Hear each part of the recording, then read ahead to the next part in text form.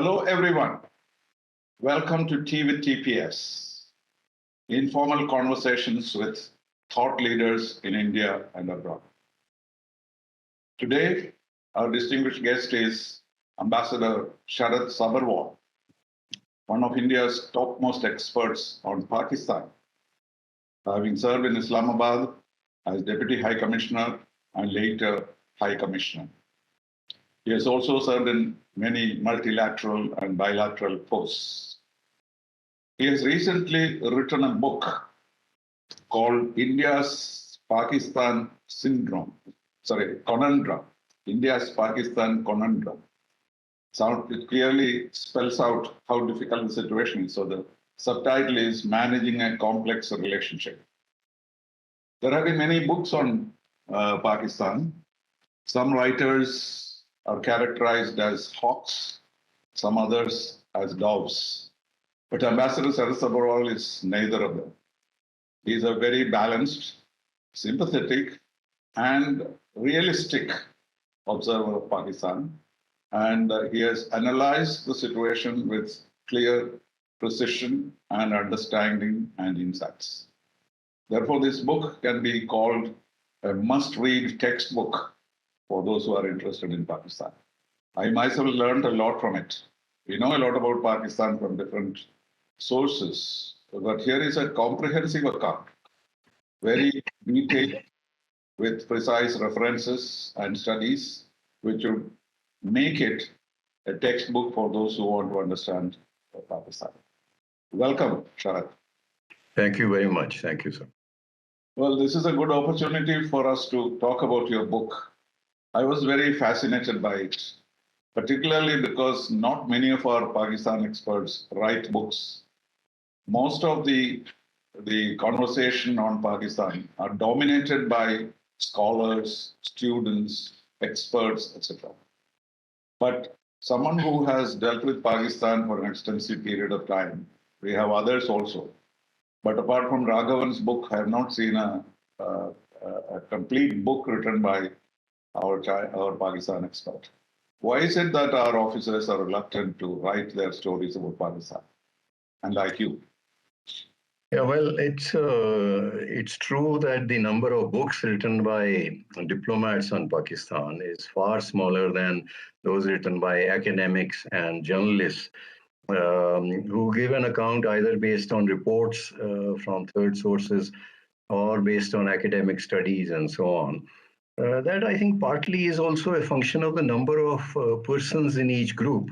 The number of diplomats, is much smaller than the number in the other category.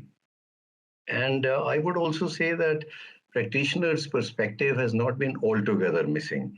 Off the cuff, I can think of not one, but two or three books written by Ambassador J.N. Dixit, former Foreign Secretary and NSA, and who was also High Commissioner in Pakistan. To my recollection, Ambassador G. Parthasarathi, who was High Commissioner there and Consul General in Karachi, also wrote a book on his time in Pakistan. You refer to my successor, T.C.A. Raghavan's very popular book, The People Next Door. I know that Ambassador Satish Chandra has been, he's not written a book to my knowledge, but he's been commenting extensively earlier in newspapers, now in the think tank space. And I can also tell you from what I know that Ambassador Lamba penned a book before he passed away, Ambassador Satinder Lamba. And that unfortunately will now be published posthumously, but nonetheless, that will be a valuable input to these books. Having said that, I agree with you. I wish more diplomats who serve in Pakistan were to write, share their experience, apply that experience to tell people in India about the impressions that they carry about Pakistan, whether they are correct or not, and also give inputs regarding India's policy options vis-a-vis Pakistan. That's what I have tried to do. Yeah, but are there any constraints in that? Are you constrained by Official Secrets Act or such kind of rules and regulations which remain even after you leave the service? So it's perhaps not possible to be entirely open about what may have happened. Is that constraint Was there a constraint like that in your writing? Well, as you know, having spent long years in the system, all of us know what you can say and what you cannot say in a public document like this. And I lived with that constraint, and yet wrote a book. And there are others who have done it. I have depended upon public sources where necessary. But I must tell you, while I was writing this book, there were a few areas where I thought I could express myself a little more openly. I wished I could do so more openly, with a view to setting at rest a certain number of misperceptions that we have, or stereotypes that we have in India. For example, one of the misperceptions or stereotype that I hear from some people is that we Indians have been sitting ducks in the face of Pakistan's provocations and have done nothing to counter them or to punish them and so on. That's just not true. And that's where I would leave it. But I wish people who have worked in the system could say something more on that. But I would leave it there. So I think that's a constraint which is there, but regardless of that constraint, some of us have written books which are quite informative, and I don't see why others cannot do it. And also, there is a general perception that Pakistanis have been more clever in dealing with us and in diplomacy, but not. Yes, cope yes, with it. That is a general impression among people, particularly at the UN. I have experienced all the time that we yes, are not doing enough, and they carry the day whenever there is a debate, because yes, some of those things that they say are believed by many people, though justice and experience is on India's side. We have not been able to cope with the kind of publicity that they have. What do you think of that? Well, publicity, yes, they have been much more vocal on Kashmir, etc. But then, and also in UN meetings, they speak at length extensively. Now, our Under any policy is pretext. Under any pretext.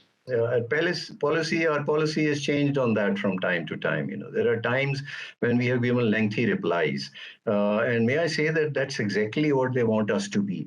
They want us to drag us down to their level. You have been in UN meetings, and you would have seen that when India and Pakistan are sparring, people lose interest. Senior diplomats move out for a cup of coffee, and they leave their juniors to warm their seats. I have seen it many times. Complete So silence otherwise. Nobody intervenes, and nobody says anything. And no, no. they breathlessly listen to it, and later they comment on it. They come and say, "You are done very well," and Uh, they say the same thing to the Pakistanis. So it's a kind of game that yes, goes that's right. So then we have changed our policy. We have started giving dismissive replies. If you ask me for my preference, I think we should not give Pakistanis the satisfaction of getting us down to their level and give dismissive replies. I think their prime minister spoke at UNGA, said all kinds of things, and a first secretary or counselor from our mission replied. That is a good thing to do rather than our minister replying it or our permanent representative doing so.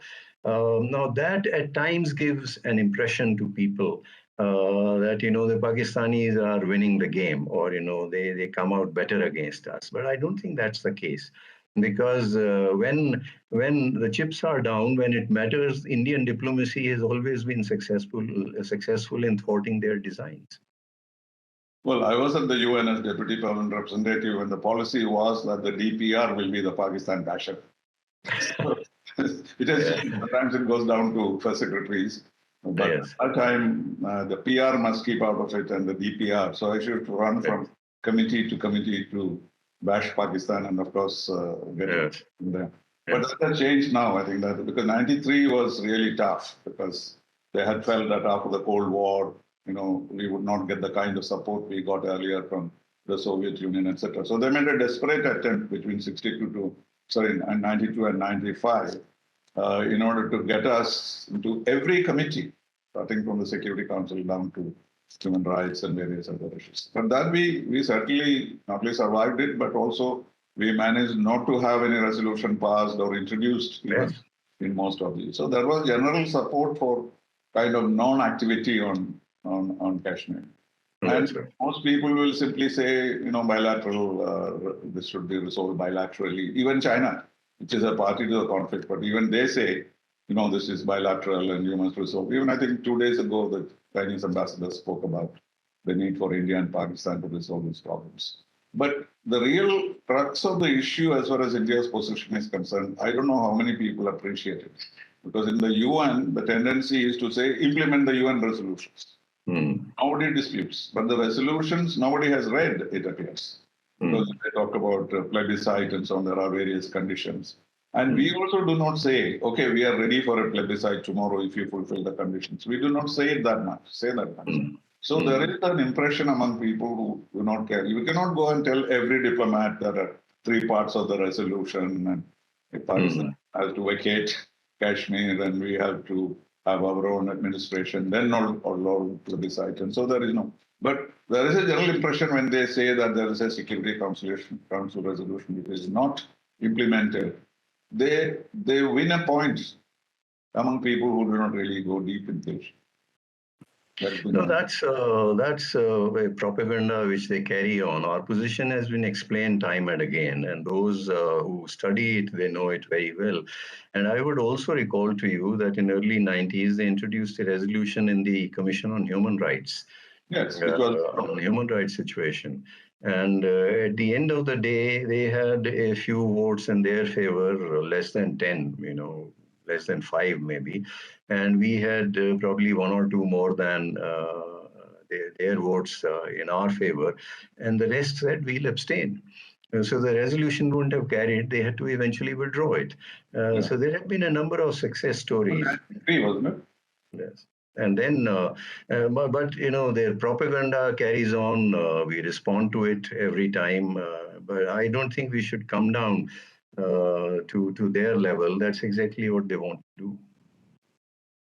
Yes, but when you read your book, the impression one gets is these issues are so intractable that there is no possibility of any resolution in the near future. Yes. You were given several options, several possibilities, etc., etc. But you don't come to a specific conclusion as to what could be done. What is your impression? You think that this will just fester for a long time and there is no likelihood of any resolution? Well, this is, I draw 2 or 3 broad conclusions at the end. And the first one is that there is no silver bullet to deal with Pakistan. As part of our media discourse, at times political discourse, we say, well, we have taken this action, Malakot has happened, or earlier something might have happened, and this will take care of terrorism from Pakistan. There is no silver bullet. It has to be a combination of various instrumentalities at our disposal.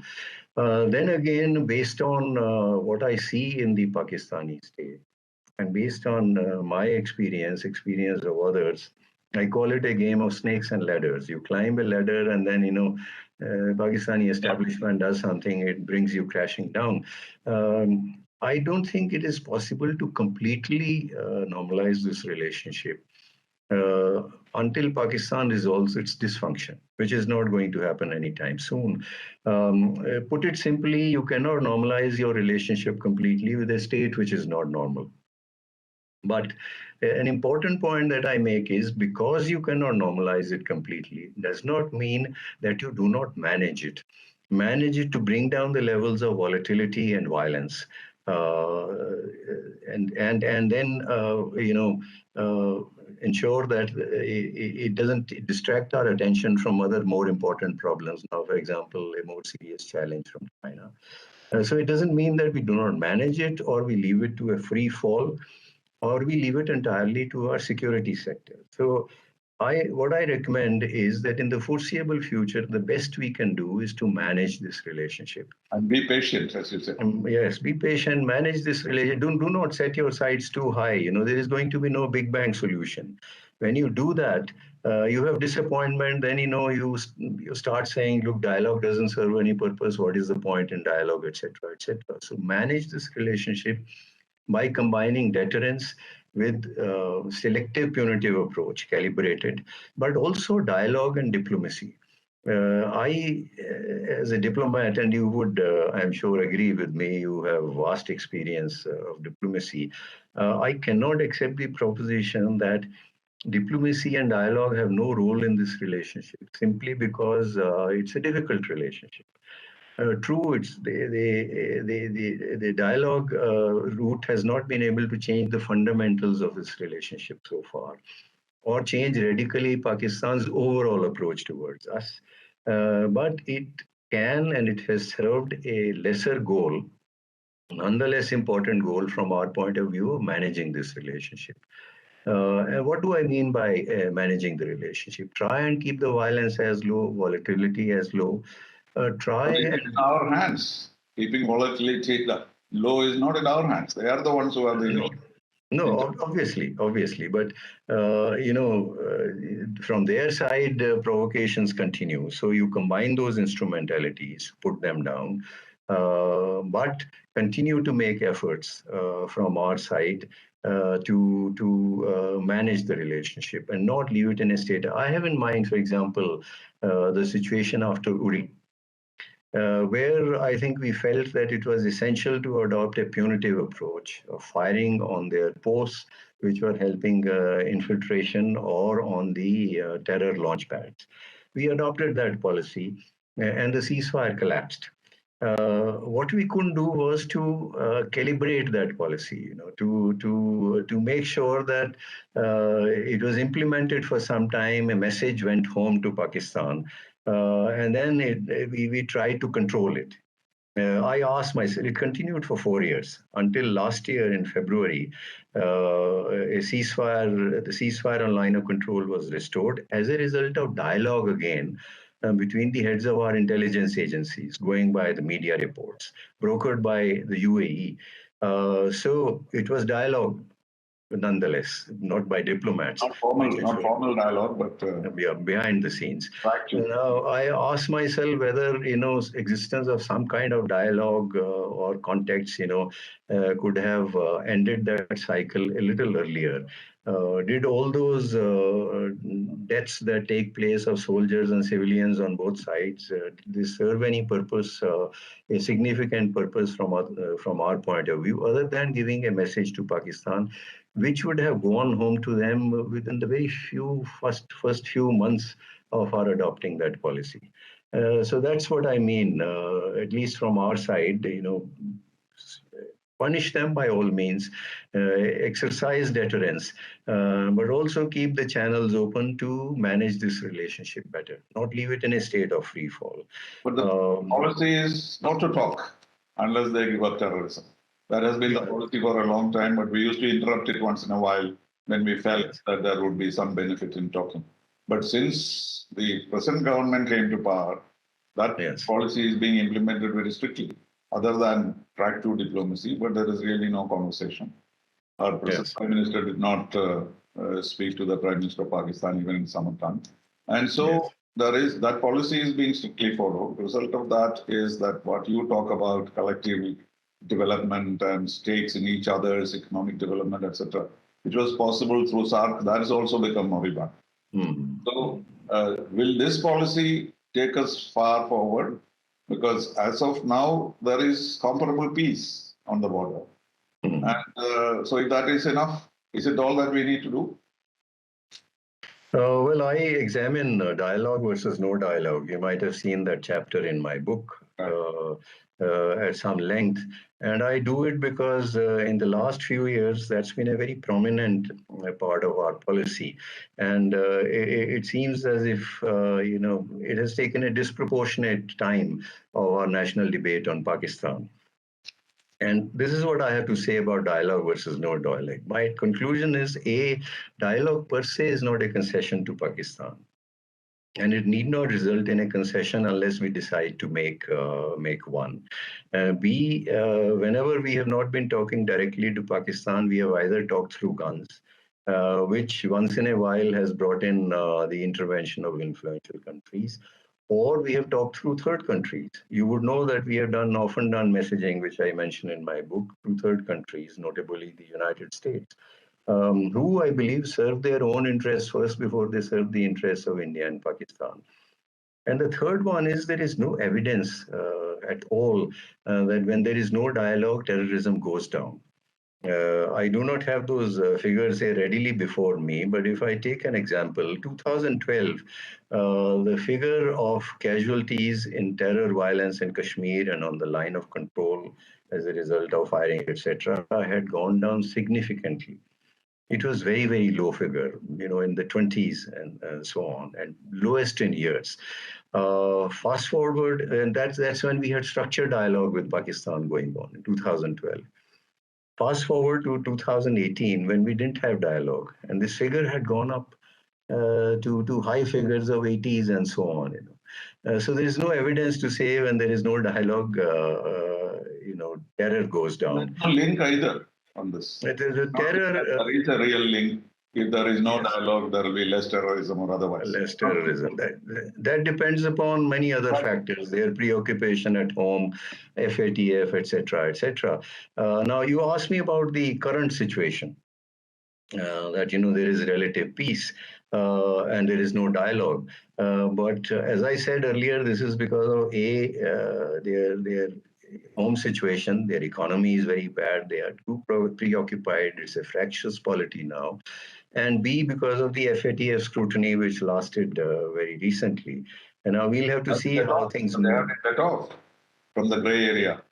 Yeah, so they have come out of that list, and depending upon what happens internally, if they stabilize a little, as you might have seen, they are developing a little more comfort with the United States also after a Yes, gap, speak to that. after the advent of Biden administration. Now, all that could change things. So the situation keeps on changing. It's a dynamic situation. So again, there may be a time when they try and ramp up, and I have said it in my book, and we should be prepared for it.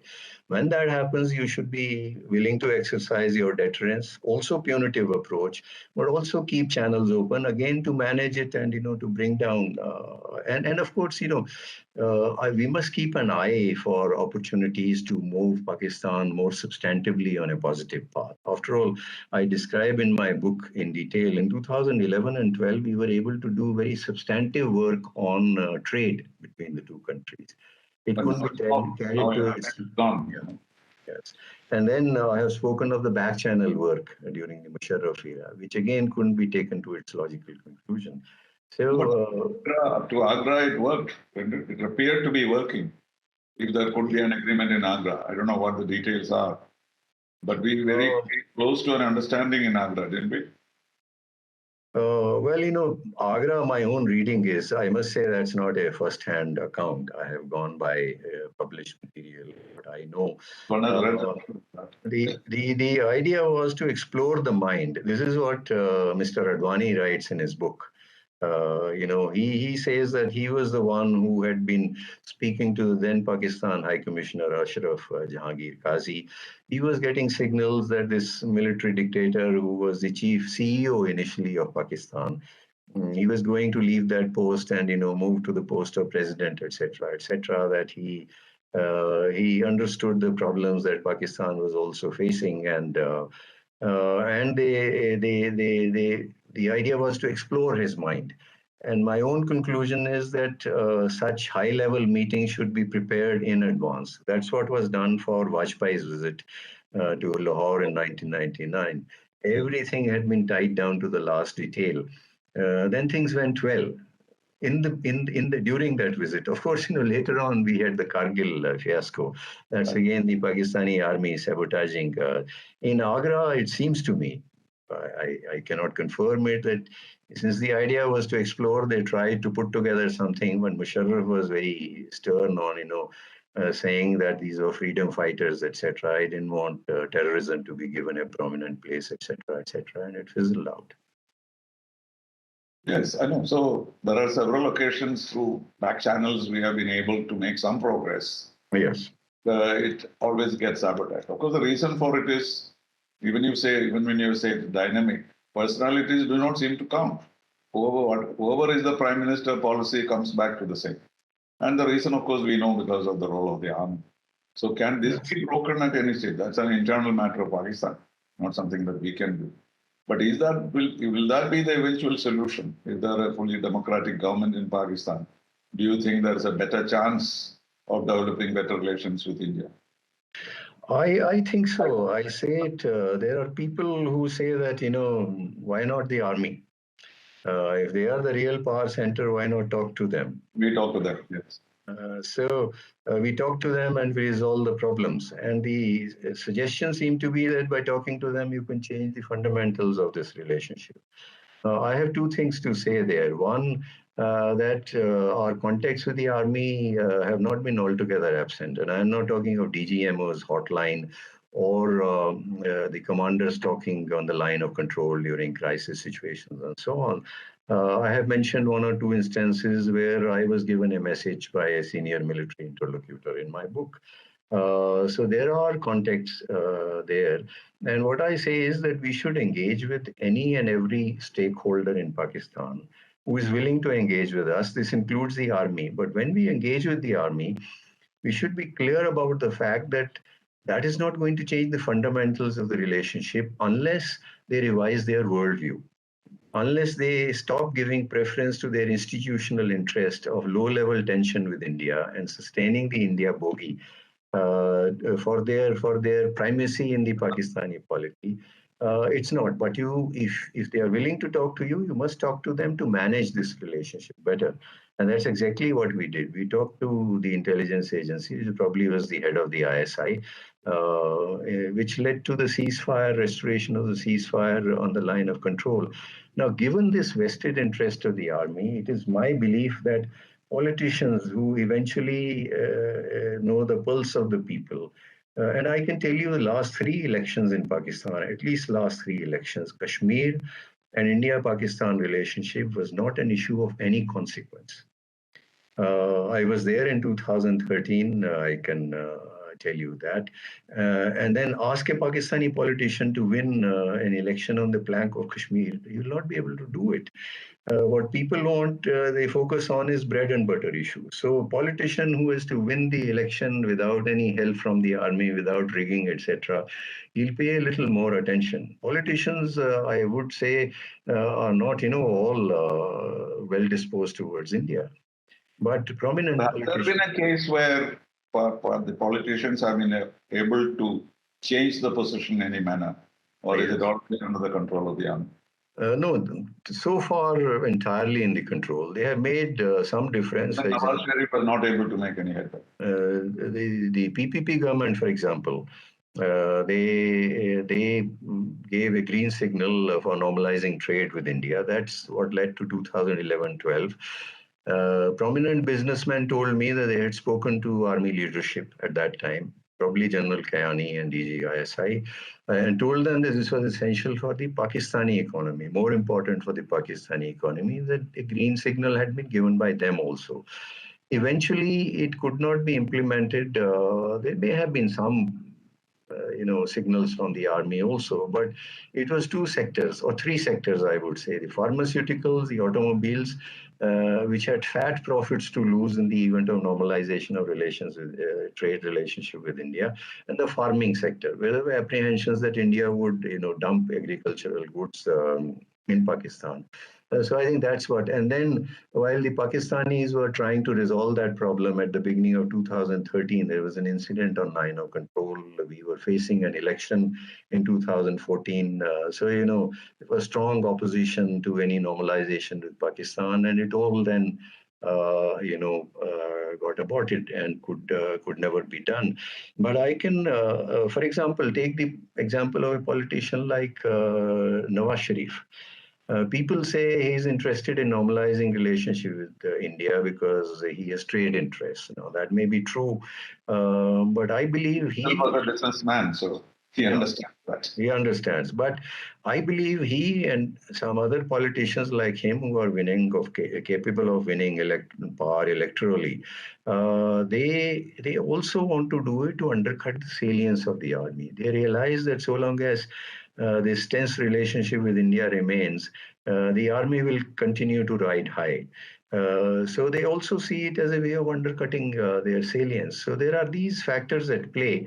Now, Pakistan has to resolve its dysfunction, and major cause is civil-military imbalance. I do not see it changing anytime soon in the foreseeable future. It will not be an event, it will be a process, it will take a long time. But it will come internally from within Pakistan. There is a sizable body of opinion which questions the wisdom of the army. No, but you say somewhere in your book that the core issue of Kashmir, as they call it, is losing importance both in the army as well as outside.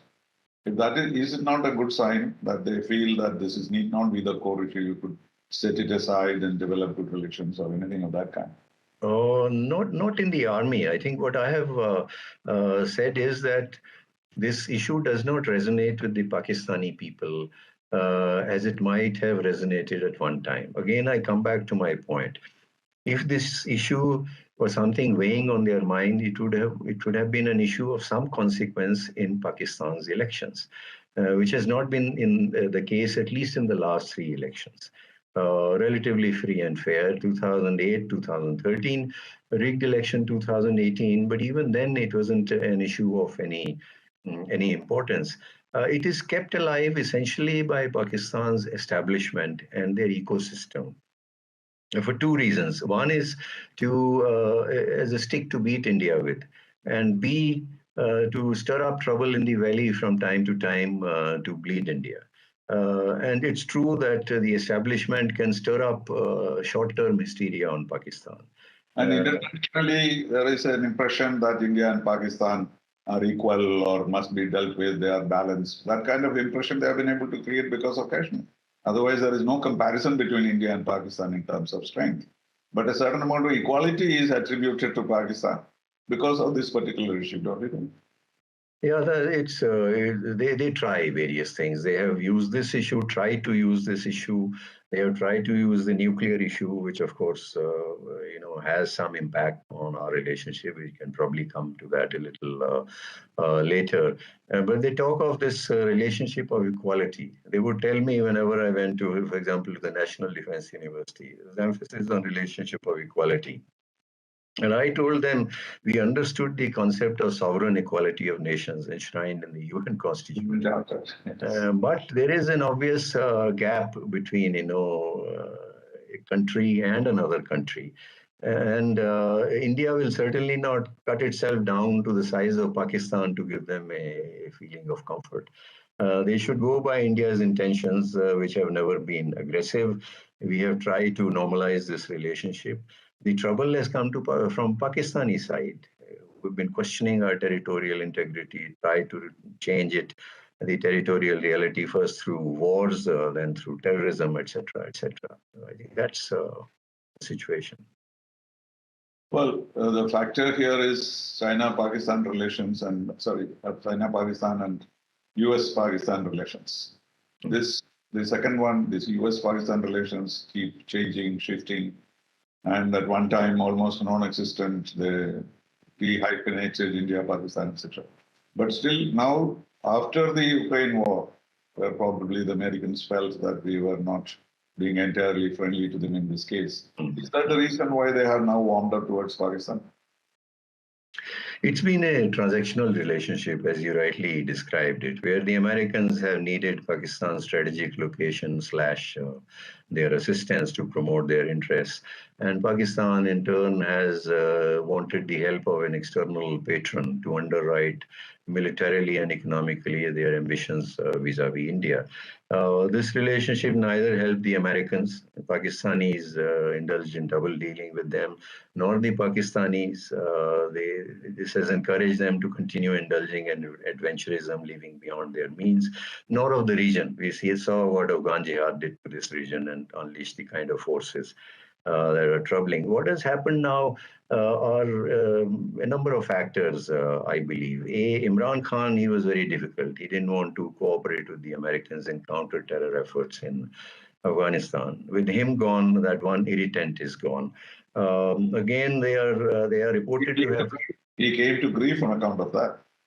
Yes, You yes. know, And having been in Moscow when Putin was he in went to war. Moscow, and he says now that he was ousted for that reason. That the Americans, made the Pakistan army and these PDM politicians come together to oust him.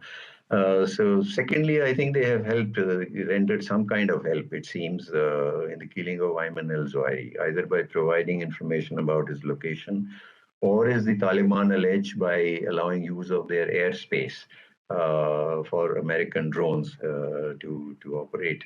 There are also increasing reports of Pakistan having supplied some military stores for Ukraine, notably artillery shells. The British military planes are reported to have carried them to countries neighboring Ukraine from where they went to Ukraine. Now, that would have been appreciated very much in the West. And then, of course, there is the regional angle, as you rightly said. Americans think they can wean Pakistan away from China, which is not going to happen. It's a very deep nexus. And I believe I mentioned somewhere in my book also, the Americans have leveraged Indo-Pakistan differences to promote their interests in this region. So this may also be a little signal to India in the context of our position on Ukraine and relationship with Russia. And China, totally China, supportive. China, the axis, the nexus between China and Pakistan has widened and deepened. China is more deeply invested in Pakistan today than ever before because of the CPEC. There may be multiple logics to it. There may be an intention to shore up their ally economically by building not only infrastructure, roads, and so on, port, but also free trade zones, power plants, etc. CPEC covers the range of issues there. But I believe it's a strategic project for the Chinese. It gives. BRI, isn't it? Sorry? BRI. It's part of BRI. Yes, it's part of BRI, but more important than that, it gives them access to the Pakistani coast on the Arabian Sea and then beyond to the Indian Ocean, bypassing the maritime choke points in the east, which has been an issue weighing on Pakistan's mind. So this is another land route to bypass that, and that's the strategic importance in the minds of the Chinese. So that is widening and deepening. The Americans have fond hopes if they think that they can wean Pakistan away. And actually, the Chinese are now doing for the last few years what they never did earlier, which is to park deposits in Pakistan Central Bank or give loans to Pakistan to maintain a comfortable foreign exchange position to deal with the external sector. We had earlier been giving But that's to loans make for. up for the Americans Yes, having on their supplies. slowly taken up some of that role. I believe it's difficult to dilute this nexus. It is difficult to decouple these two countries. But from our point of view, we can certainly mitigate the impact of this nexus by managing our western border a little better and see if we can bring calm things down. And I think we did the right thing in February 2021 after 4 years of heavy firing from both sides on the line of control. And that came incidentally not too long after the Chinese aggressiveness in eastern Ladakh. Right. And how about And China-Russia understanding now? Is it going to make any difference? Russians also sometimes play around with Pakistan and try to show us that they can have influence there. But yes. now the China-Russia understanding on geopolitical situation, perhaps Russia has become redundant in this case, is it? It is true they are a junior partner now, but I again believe that their congruence of interests vis-a-vis the West and the Americans does not necessarily translate to a similar situation vis-a-vis India also. That's quite obvious, which means we have one kind of relationship with China, an equation which is difficult, becoming increasingly difficult. But we have had a robust relationship, I would say reasonably good relationship over the years, in more recent years with Russia. That has, also been seen in the stand that we took on the Ukraine war or importing more oil from Russia. So much will depend upon how our own equation with Russia pans out. And the Russians may go more by that than by China's geopolitical requirements. Having said that, of course, we have to recognize that if Russia becomes more and more dependent on China, then obviously Chinese views on various issues will start influencing them. And Iran. Iran is also getting close to. Iran, again, I would say the same thing. They have congruence, against the West and the Americans, but that doesn't necessarily translate to a similar congruence of interests against India. We have a good relationship with Iran, and Iran's relationship with Pakistan. They talk of, two Islamic countries, brotherly countries, and so on, but it has many problems. It has border management problems. It has terrorism problems. The Iranians have complained from time to time that Sunni extremists have gone from the Pakistani side, Balochistan, and killed people on their side. And Pakistanis have at times said that people have been coming from the other side to perpetrate acts of terrorism in Balochistan. And then, of course, Shia Sunni has been a big factor in the relationship at one Iran time. and Pakistan accusing each other of terrorism is, of course, very interesting because both engage. Yes, it doesn't take a very strong pitch, I must say, at the international level, but bilaterally they have been very open and in public expressing their views on this issue. Whenever such incidents take place, they have been open about saying it. Because now the only strong support that Palestine gets is from Iran. Yes. No one else is very enthusiastic. Islamic countries themselves are getting closer to it. And therefore, Iran probably has some say there in West Asia and the Gulf. Yes, they have, Hezbollah and other forces in Iraq also. So in these circumstances, is there a possibility of the Americans coming back to their old position of a close relationship with the United States after Afghanistan, where, after 20 years they had to run away from Afghanistan, and then there is a government, a terrorist government there, Taliban government there, with the support of Pakistan. So can the situation, can the pendulum swing that much back? Is it possible? To Pakistan relationship becoming much better with the United States. Yeah. No, short term, yes. As a transactional relationship, yes. Although I must say there are difficulties, in this relationship. The China-Pakistan nexus is going to continue weighing on what the Americans do with Pakistan. They have hopes that this can be diluted, but I believe it cannot be diluted. Now, it's gone a bit too far. And Americans obviously cannot go back to those old positions where they say, okay, you leave China and we'll give you, large aid and so on. Their geopolitical interests in this region have also changed. But certainly as a transactional relationship, more comfort could develop. For example, it developed during Trump's time. Trump took a very tough stand initially, saying these people, they've been getting money from us, but they haven't been helping, no more, etc.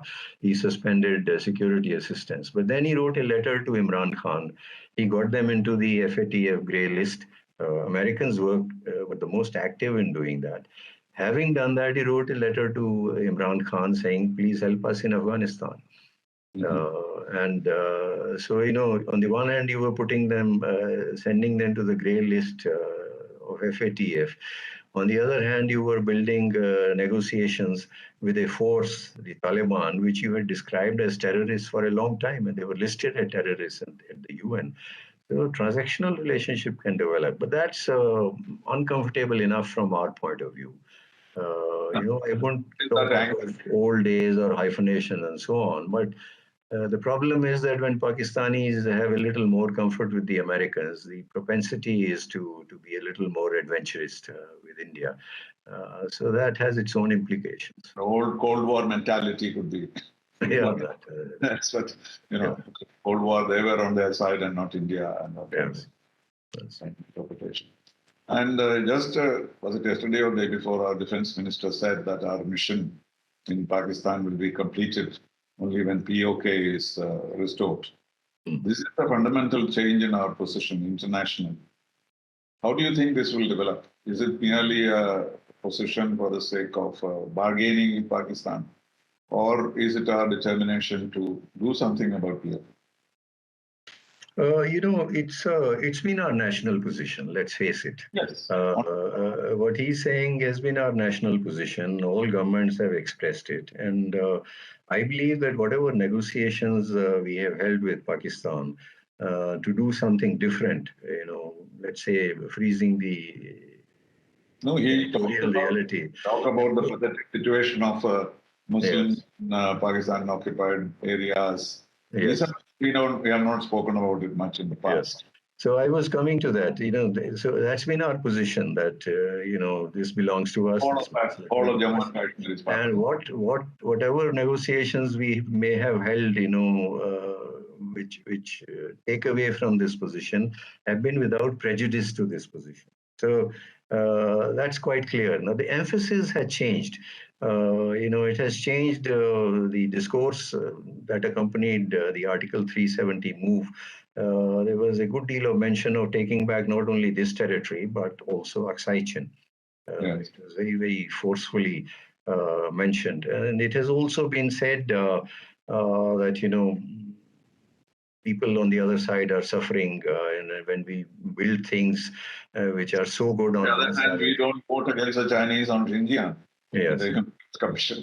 So that's, I don't know what is in this government's mind. It could be a political positioning also at times, or is it a real intent? But the problem, as I describe in my book, is three-fold. One is there have been agitations in POK, and by POK I do not mean that thin sliver of territory that Pakistanis call AJK within quotes, but a much bigger territory of the so-called Gilgit-Baltistan. There have been agitations also by Shias in Gilgit-Baltistan against, planned change of demography and so on, or attempted change. There has been change of demography there. There have been acts of terror, but I am not aware of any groundswell in those territories which says leave Pakistan and go to India. That's one. Now, Pakistan is not going to hand over that areas to us on a platter. But a change has been made by Dinkar Srivastava in his book. Sorry? About the Dinkar Srivastava's book on that area.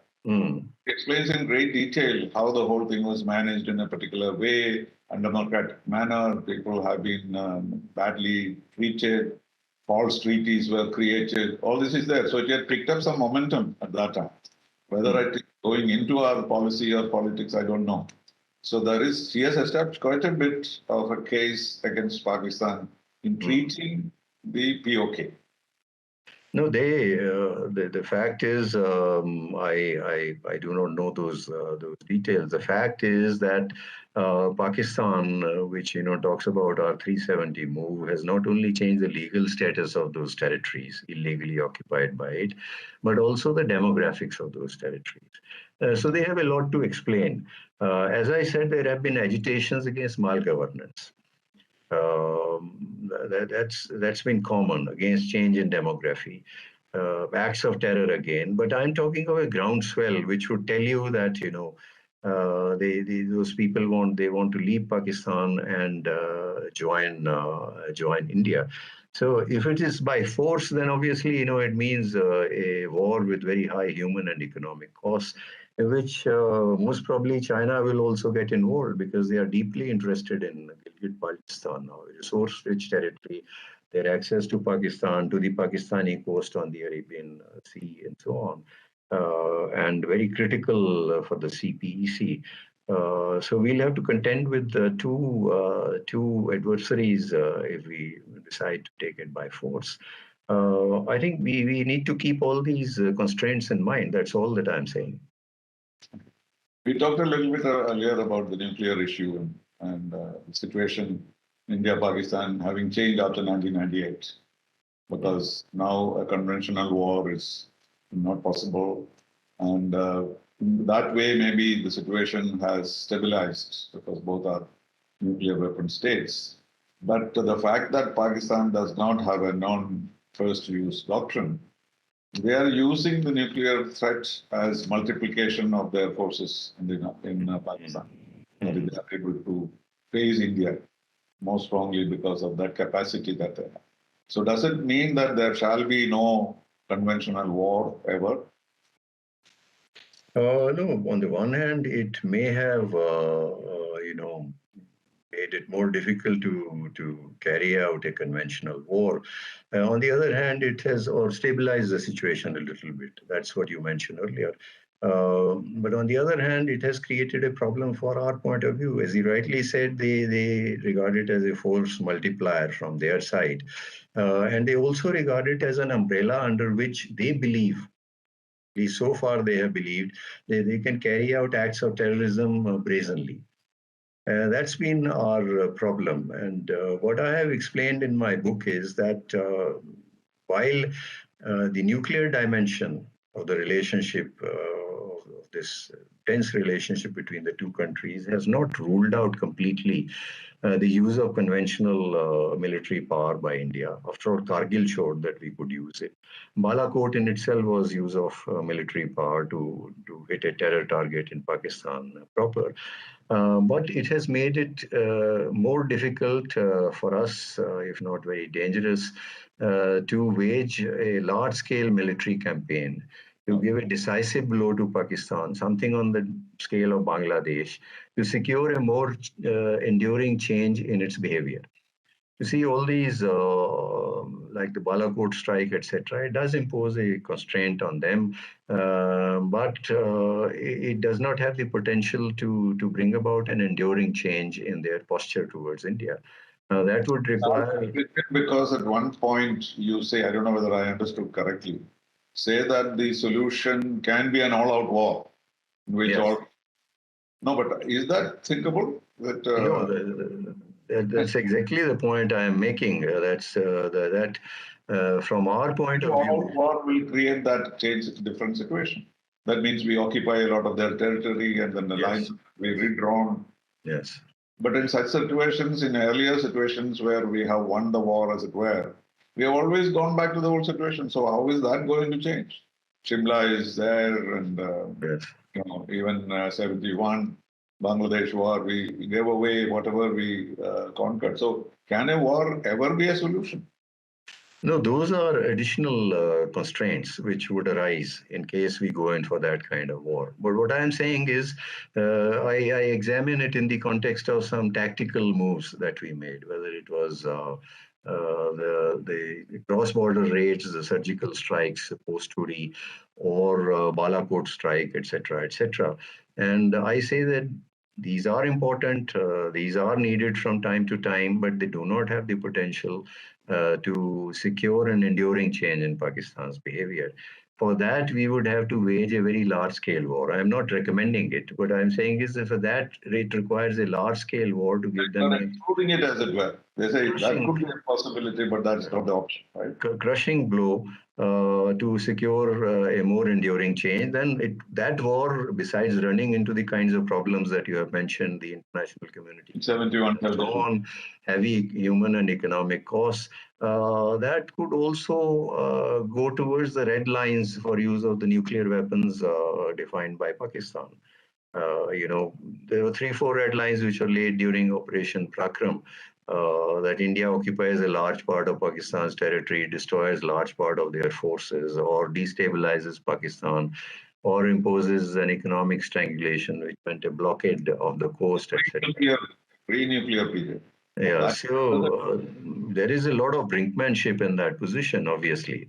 But those red lines lie at a higher end of escalation, and no step taken by us in the recent past has gone up to that level. Not Balakot, not surgical strikes, etc. Well, your narration of the Simla developments is very in conformity with what one has heard publicly. But is it possible that we trusted Bhutto so much that we allowed him to go back and come back to sign it, etc.? That story, is it credible? You don't seem to question it. This is my view. Well, I'll tell you what I feel. I think there were two, three factors which played on the minds of our leadership at that time and the negotiators. And this is described in P.N. Huxer's book also, and I have seen some elsewhere.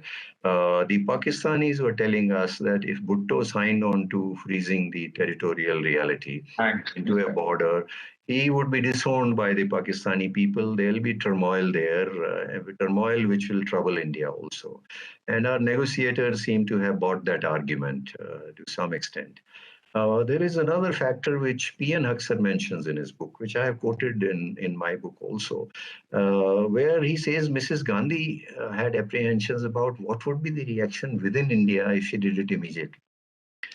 So she probably thought that she would get a promise and, postpone this problem to a future date. That future date, of course, never came. But I'm sure this certainly would have weighed. There were political forces in India who would have strongly opposed that kind of move. Third is an issue on which one cannot say anything with certainty. But I asked myself whether she was a completely free agent, Mrs. Gandhi, at that time, to decide on what she was going to do. The fact is that we were backed solidly by the former Soviet Union during that war. And we counted on them and their continued support. So I don't know what signals we were getting from them at that stage. How would they have reacted? Because they were, after all, trying to manage their equation with the United States also. How would they have reacted if we had, not signed an agreement there, decided to keep the Pakistani POWs and so on, continued with the stalemate? I think these three factors seem to have weighed on their mind. And the Soviets were very nervous as the war started. You must be aware. Absolutely. During the war. Venkateswaran stories you have heard. Yes. And, every general was pushing his way into saying that, oh, you said 4 days, why 5 days now, 6 days. Yes. So there was that nervousness on the part of the Soviet Union at that time. Yes. That is perhaps what you mean when you're saying there was free agent or not in dealing with not completely free agent, I say, because there might have been that angle at the back of the mind of our leadership and negotiators. Ambassador Siddhas Gupta's book also has a lot on it, on Bangladesh war. You might have seen it. No, but we also have memories of Tashkent. Yes. A poor man maybe had a heart attack for thinking that what reception he would get when he comes back here. Comes back to India, yes, absolutely. All psychological problems that always are there. Absolutely. Coming back to our international profile, one thing I've noticed having worked at the United Nations is that our policies on many issues are, colored by our position on Pakistan. And we are not able to break away from it. Why is it that we have to be now still very particular about self-determination being what we see it as self-determination, even mediation internationally? So when such words come, they have a bearing on Pakistan. Therefore, we immediately are allergic to that. This has weakened our position in international negotiations quite a bit. People do not seem to have realized that this is a kind of a little stone around the necks of Indian diplomats, particularly multilateral diplomats. Have you felt that when you were working in disarmament, etc.? I didn't work on the disarmament, but human rights, field. I felt it. Self-determination, etc. Some of these words. And which now, when you talk about it, people just, say that, oh, this is anti-Pakistan words. They don't attach any importance to it. Because Europeans, for example, smaller countries, they're all particular about self-determination. And by just conceding that, yes, self-determination is okay, as in the UN Charter, we would win a lot of goodwill. But we are not able to do that because of this particular angle. So I often felt that if we did not have this consideration, we are, I think, moving away from it quite a bit. We would have been much more forthright on human rights, on self-determination, or nuclear weapon-free zones. We accept nuclear weapons-free zones everywhere, but when it comes to South Asia, we say, no, there is no consensus. So these are all kind of little problems that we face as a result of the Pakistan situation. And we were hoping that, that will resolve itself one day and therefore we'll be off these shackles But that doesn't seem to happen. No, that I believe, as you rightly said, the extra sensitiveness which used to be there at one time, that's gone. After all, we support, self-determination. It's only that we believe that the Only Kashmiris, people and foreign powers. yeah, etc., etc. It's a different definition, and we believe that Kashmiris have exercised their right to self-determination repeatedly through elections, and by endorsing the accession of Jammu and Kashmir to India. Those are the positions we take. As you rightly said, I think we have become far less sensitive now. But as to diplomatic costs, when you have a problem like this, a relationship like this, you continue paying some diplomatic costs. Each time there has been an India-Pakistan crisis, our diplomacy has been able to get support of other countries, largely successful. But that support entails a diplomatic cost because nothing comes free. But that's probably something which we cannot help, to some extent. Yes, and we speak of bilateral relations and bilaterally resolving it. With the agenda item lying there in the Security Council, will that ever be possible? We will have to go back to the Security Council one day. And therefore, our bilateral leverage is really not there. There are all those problems also. And so I agree with you that this is going to be a festering conflict, and there is nothing much we can do except to manage it as far as possible, and hoping that there will be no conflagration of any kind for any reason. Yes, I think that's from your book, not from my own analysis, but that seems to be the problem. Whenever you come to a suggestion in the book, then there is a counter immediately. Yes. Immediately say, well, provided this happens, this does not happen, etc. Yes. And therefore we are in for a long struggle.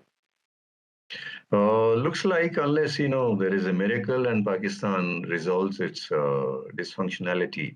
But part one of my book, after examining the factors underlying that dysfunctionality, civil military, rampant religious extremism, ethnic fault lines, Pakistan's living beyond its means. Can they change? That's a Yes, and identity problem, the very basic problem. My conclusion is that it's not going to resolve itself soon because those factors are immutable in the foreseeable future. So unless there is some groundswell within Pakistan, which changes the situation, there are entrenched interests of the army, of the others in the establishment, whether it's bureaucracy or rich business and so on, who are hand in glove with these people. This situation is not going to change easily. There are so many entrenched interests in the Pakistani economy, in the Pakistani polity. But I mention in my book, you might have seen a chapter, Silver Linings. Right. I was about to mention. Yes. So if I may briefly mention, some of those. Yes.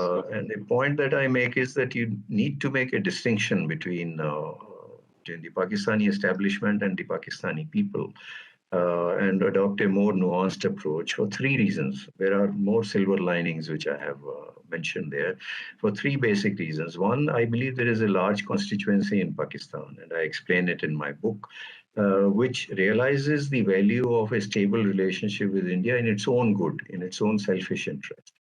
The national discourse in Pakistan today is far more introspective than ever before, questioning the old policies.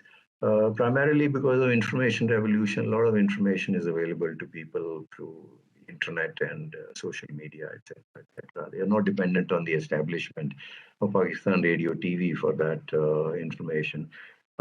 So all these reasons combined, and then people have suffered as a result of Pakistan's old policies of terrorism, etc., the terror backlash in the first decade of the century. So much more introspective debate in the media, in the civil society, on the TV channels than ever. But doesn't permeate into the establishment. That's the problem. No, that's exactly what I was coming to. Third, I perceived when I was High Commissioner widespread realization in Pakistan that the gap between India and Pakistan has grown too vast, and it's not easy to bridge it. It's just that the old order, and that's the establishment, will not give in easily. So these trends are not strong enough so far to challenge the old Public order. opinion is so strong that they see benefit in that for themselves. Yes, of course. There was a democratic process Yes. in which their ways are communicated, and there is a general realization, the establishment that will be good for us to end it. But their interests are vested interests at the moment. They are predominant at the moment, but we must not lose sight of these little positive trends, because they must grow if Pakistan is ever to become a normal state with which we can build a normal relationship. So, as I said, a more nuanced policy, and making a distinction between the establishment and. Well, thank you very much, Sarath. Your book Thank has you been very a much. great Thank you. contribution to the knowledge on Pakistan, which I benefited from it. I'm sure many others must have also done that. And all the discussions that I have followed in your own interactions, I found that there is a great interest in what you have said. And everybody accepts that this is a realistic, comprehensive book on Pakistan. Congratulations, sir. Thank you. Very interesting discussion for me also. Thank you. Thank you for taking the time off. Thank you very much. Bye-bye.